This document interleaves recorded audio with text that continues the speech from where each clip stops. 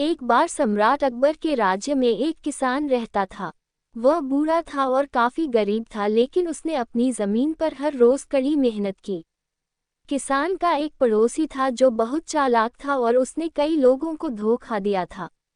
किसान ने अपने पड़ोसी से एक कुआं खरीदा और उसे सारे पैसे दे दिए, लेकिन पड़ोसी ने अधिक से अधिक पैसे की मांग की।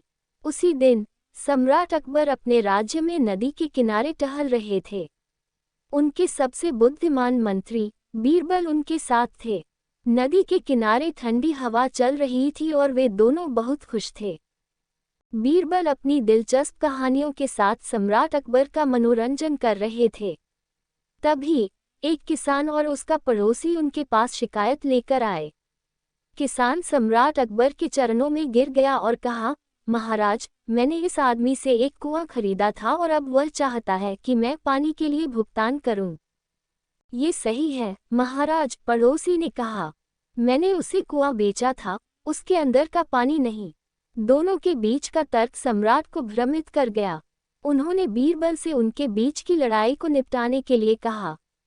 बीरबल ने दोनों पक्षों को ध्यान से सुना। उसने देखा कि किसान गरीब था लेकिन एक सच्चा आदमी था। बीरबल जल्दी समझ गया कि गरीब किसान का पड़ोसी उसे धोखा देने की कोशिश कर रहा है। बीरबल कुछ समय के लिए शांत थे। फिर उसने पड़ोसी से बात की। बीरबल ने कहा, मैं समझता हूँ कि आपने इस कुएं को किसान को बेच दिया है, इसलिए कुआं अब उसी का है। ये सही बात है यजमान, पड़ोसी ने जवाब दिया। बीरबल ने कहा, लेकिन अगर आपने अपना पानी उसके कुएं में रखा है, तो या तो आप उसे उस पानी का किराया दें या आप उसे एक बार में निकाल लें।